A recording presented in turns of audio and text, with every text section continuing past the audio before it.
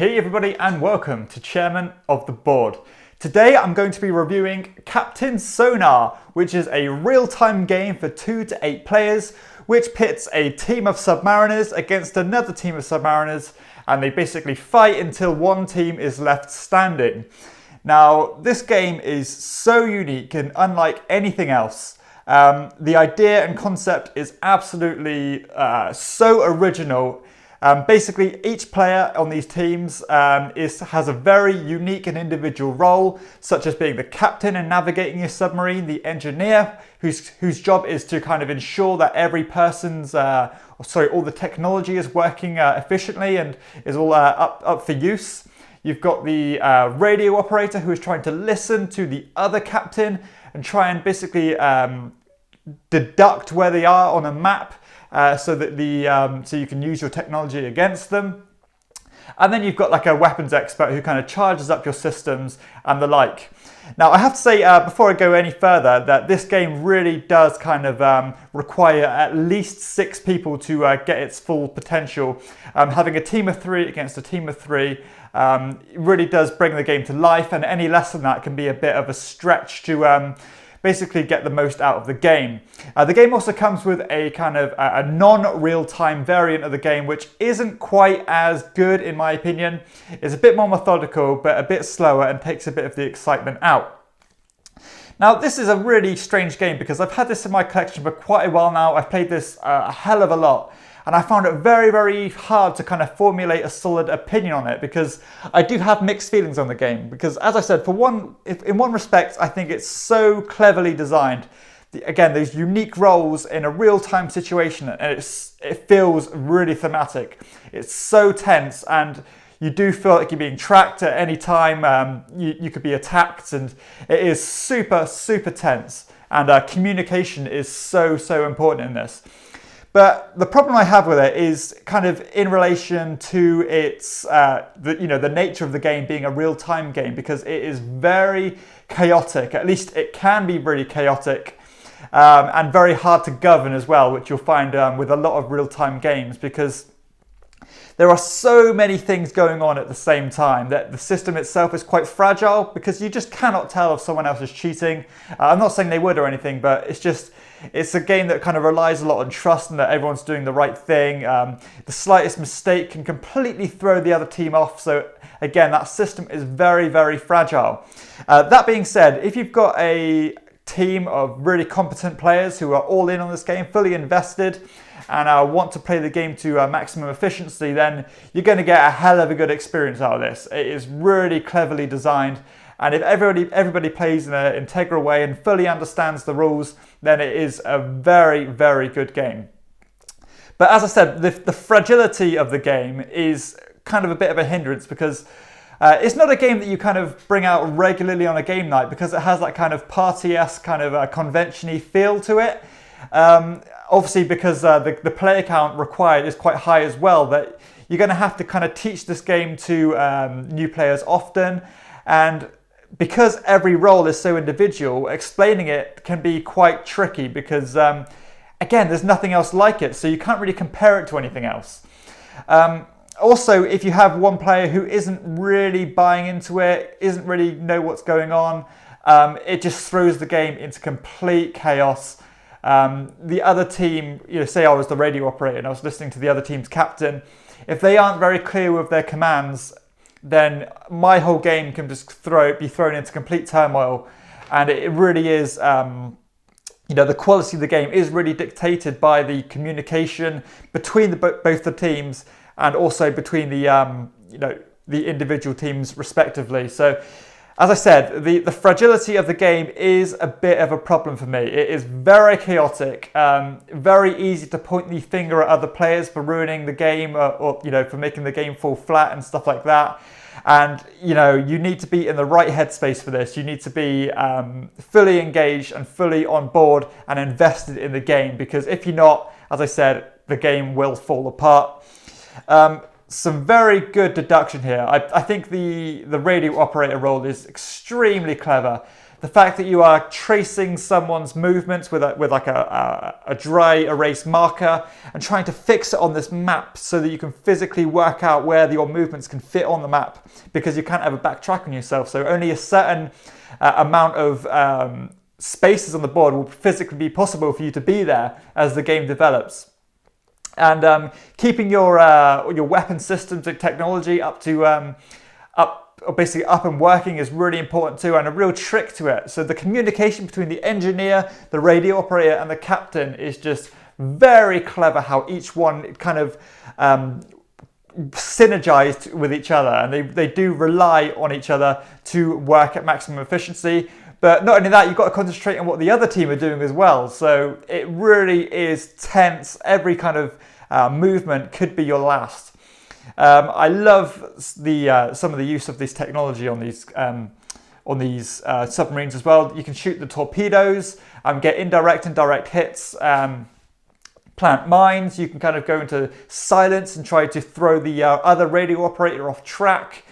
You can use sonar, which kind of narrows down your the possibility where the other team could be and stuff like that. So again, thematically, this game is wonderful. It does feel like you're in your own little submarine, and you're like very you're together, and you have to stick together to find the other team before they find you. So thematically, I cannot fault this game at all. Really, really good implementation of theme. Now, although the game is very, very well balanced, it's very, I guess it's abstract in theory, because there's no luck that goes into this. But that being said, the proficiency and the skills of the radio operator is so important. So if you have like a really good radio operator on one side and one who isn't so experienced or good on the other side, then the game can just be a complete whitewash. You're going to be completely out of your depth, no pun intended there. But it is a game that fully relies on equal sides to have a kind of competitive game. And while a lot of people will really love that, and in a lot of respects I do love that. I love balance is one of the most important thing in games for me, full stop. But you're not going to get a competitive game here very regularly at all. I've personally found that, but it might not be the case for everybody. But in all the groups I've found, one team seems to be significantly better at the game than the other, no matter how much you mix the teams. So it's just something I found, and it might not be a widespread issue. Mechanically, so clever how these different roles integrate with each other. The fact that it is real time is it's so unique, and nothing else like it. As I said, it basically is battleships on steroids. That's the best way I could describe it. It's been described as that before, and it is a very, very accurate description. The game takes about half an hour to play, probably, give or take, depending on how good the players actually are.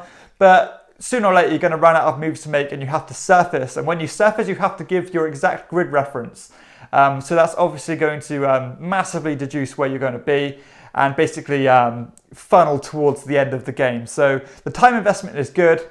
Obviously, the uptime is extremely good because it's a real-time game. You've got no chance to lose opportunity here. You have to be on the ball or you will lose. Replayability-wise, there's a lot of different maps in the game. You've got some really cool ideas there as well, such as the ice map, where you can only surface in certain areas.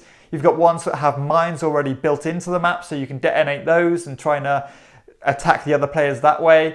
So you've got lots of different maps here, but ultimately the game is going to feel basically the same every turn. But because you can mix your roles and try the different professions, you're always going to kind of get a different experience if you mix it up a bit. But essentially, the same kind of feeling every time. Interaction is very, very clever here. As I said, communication is key in this game. So yeah, the interaction between not only both the players, but the players on each side between themselves is really, really clever. And I love the way that the simple roles correlate in quite a complex system. Very, very well done, and it does feel like you are in charge of a submarine, which is most important. Not like I know what it's like to be in charge of a submarine. The game looks all right, I guess. The dividers that come with the game, which is nice that they come there in the first place, look really good. They're of a good quality. The art on them is really nice. The pens and the dry whiteboards that the players write on, they're a good quality. They don't look the best, but again, very functional and good material there. The pens themselves are good as well, and obviously you can replace them as needs be for dirt cheap, so that's a good thing. So yeah, this is a bit of a conundrum, this game, because although I see it, I see its credit, like all its pros, so vividly. But I think it's one of those things where I don't think I'm going to play it that often, because it's a game that is not for everybody. It is, as I said, it is just completely controlled chaos, and it can fall into the aspect of being completely chaotic, not knowing anything that's going on, and just trying a means to get to the end of the game.